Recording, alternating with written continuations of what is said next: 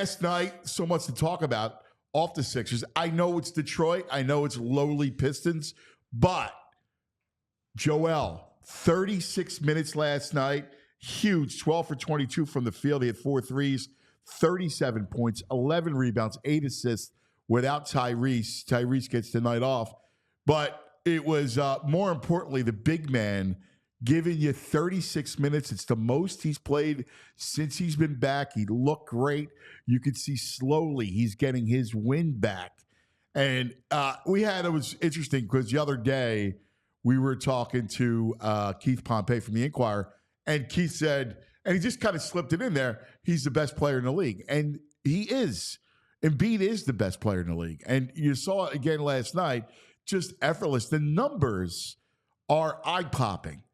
Like, when you look at the box score of his performance, like the numbers are in neon. 8 assists, right? 11 boards, 4 threes, 37 points in 36 minutes. Like, these are just eye-popping numbers. So, it really wasn't the win that we're excited about it, because you kind of knew that they were going to beat Detroit even without Tyrese.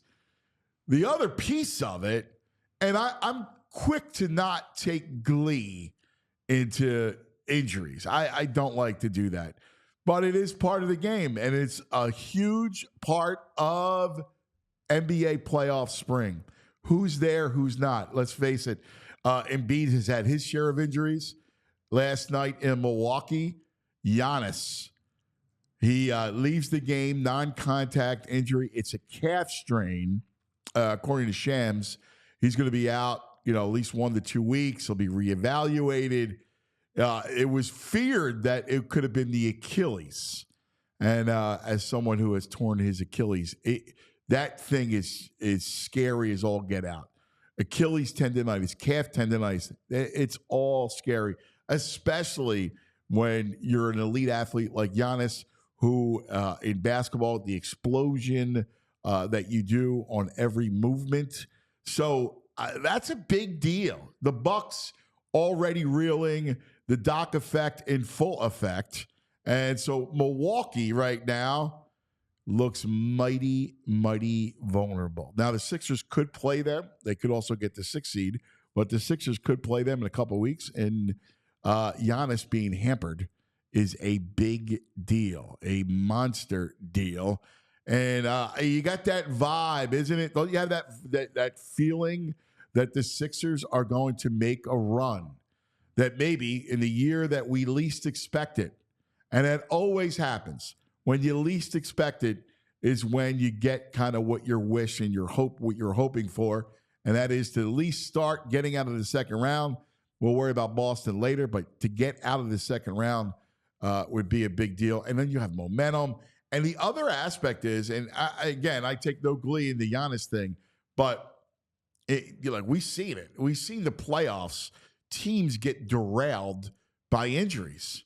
It's a long season. It's when everything gets turned up, intensity's turned up.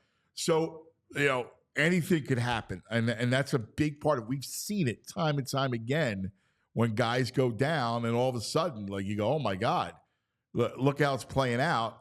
They have a free kind of road right to the championship game or the conference finals or the NBA finals. So you want to be healthy and you want to be playing good ball. Sixers right now, they look pretty dangerous. So very excited. Last night in St. Louis, Phils go down. Freaking Sonny Gray. Mr. Gray. Are you kidding me? They can't hit Mr. Gray. They can't hit Sonny Gray. They never can hit Sonny Gray. He befuddles them. It's a shame because Wheeler is his usual dependable self. Bats are quiet. They end the series in St. Louis today with Nola on the mound.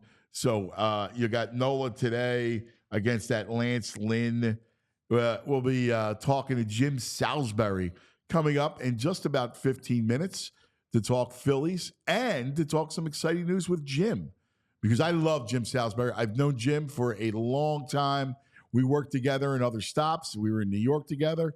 And I'm very happy that Jim will be a contributor here at PHLY. So I'm excited about that. We'll talk to Jim coming up in a little bit.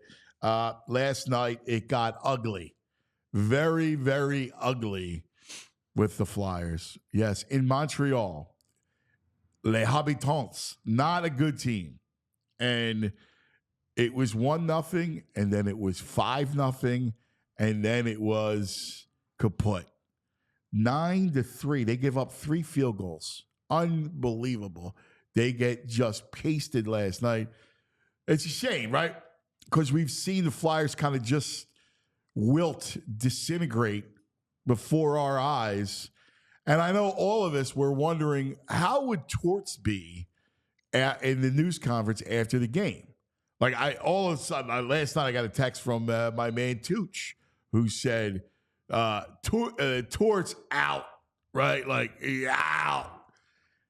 I think about the cavalcade of coaches that have come through here. I don't know what it is about the NHL and coaches and the just carousel, one after another, after another, after another. Now, I think we all agreed that Tortorella was an odd signing for a team that's going into a rebuild. Tortorella always seems like, obviously, right? We know his MO. It's 3 years, 3 seasons. He's going to run you hard. Players are going to thrive, and then they're going to grow into resentment, and then they're going to kind of quit. And isn't that kind of what took place last night? So we're all wondering, hey, what would Torts be after the game last night? He was subdued, Torts. Take a listen. So you're banging right there on the door in the second until the wave kind of comes through there. It seems like the guys were certainly not happy with their overall defensive play. Is that kind of where it was for you too? I thought we, after giving up an early one in the first, I thought we settled the game down, found a way to get playing. Can't score at a key time to try to even it up. Then it just, the wheels come off. After they score their second, the wheels come off. What do you think kind of led to that happening? Is defensive zone breakdowns? Is it not finishing? There are so many different things that happen in the game. I guess it's just the nature of hockey that bounces sometimes don't go your way, and it seems like everything isn't going this team's way right now, and they're just trying to fight through it as best they can. Yeah, I know you can say that, but we made a lot of mistakes tonight. Turnovers, coverages, any part of the game, there were mistakes, and really, for the most part, it's uncharacteristic of the club. And even though when we've been going through the losing here, the last couple of games, Columbus and here, we've done some things that we haven't done for a lot of the year. And so you got to eat it, and we got to stay together and try to solve things. Whether it's enough time to do what we want to do to try to get in, I'm not concerned about that. I'm concerned about just being pros, trying to get some of our dignity back. And just playing the right way. I think that's the most important part that we've got to stay together with. Dignity, he said it. You could see he was very subdued.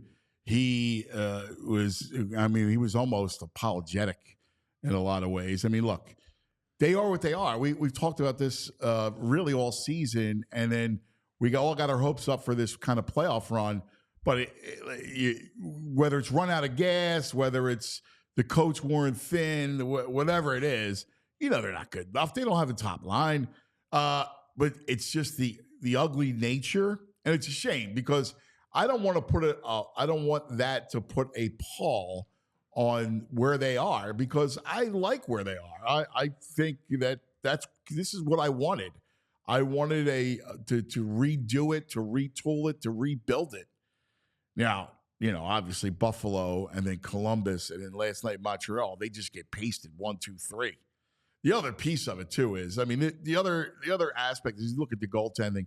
The Carter Hart situation completely also contributed to derail this whole thing. And then you just see it. Ersan ran out of gas. Fedotov, the Russian freighters. Again at this point, he's got to be developed. So there's a lot of work to do with them. It's gotten ugly.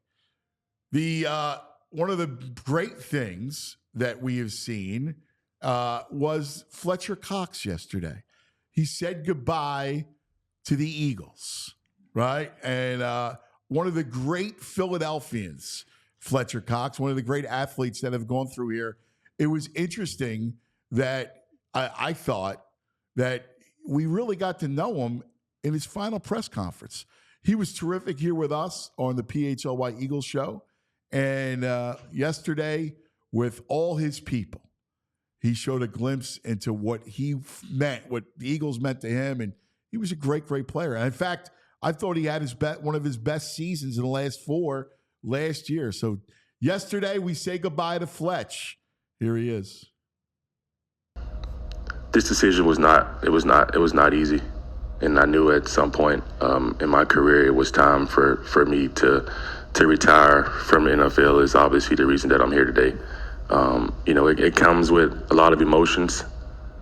This game is mentally and physically can take a toll on you. And, I've enjoyed it at the highest level. I've been at the highest levels. And at that point, I feel like that I've gave this game all I could give. The game is given to me back. I've been part of the highs, I've been part of the lows in this league, and I've enjoyed it all. All right, there was Fletcher Cox as we said goodbye to Fletch. Well, I'll tell you, it was a wild sports night last night. This is this time of the year, man. Spring is it. JP, wow. Sixers start with the big news of Giannis going down. And by the way, that was our morning column was popping off.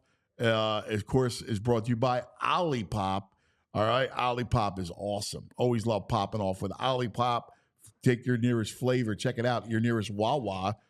So the Giannis, the Sixers have hope. They do. And just the way they're playing. Look, I think they have hope. Giannis, healthy or not, yeah, I think that they have hope. Just, with Embiid back, the whole thing.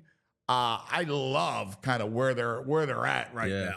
I'm with you. So for me, I can't rejoice over injuries, right? But that's a violation. Yeah, let's state the obvious, though. The Bucks without Giannis aren't the same team. But like I said before, Doc Rivers is the one thing that doesn't make me scared of the Milwaukee Bucks.